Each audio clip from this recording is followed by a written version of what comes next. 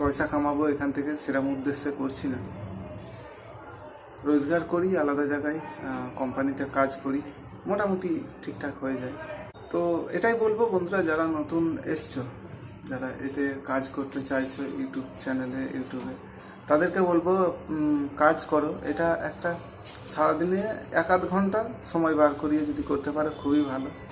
আর প্রথমত পয়সা রোজগারের জন্য এসো না, নিজের স্মৃতি হিসাবে কাজ করো যে আমি এটা করলাম, এই ব্যাপার রইলো। এটা পাবলিক দেখলে দেখুক, ভালো লাগলে লাইক করবে, কমেন্ট করবে, চ্যানেলটা গ্রোথ করলে হবে, করবে। কিন্তু মেন হচ্ছে তোমার স্মৃতি হিসাবে কাজ করো, যে তুমি এখানে গেছো, এই করেছো, ওই করেছো, একটা ব্যাপার আছে এসব।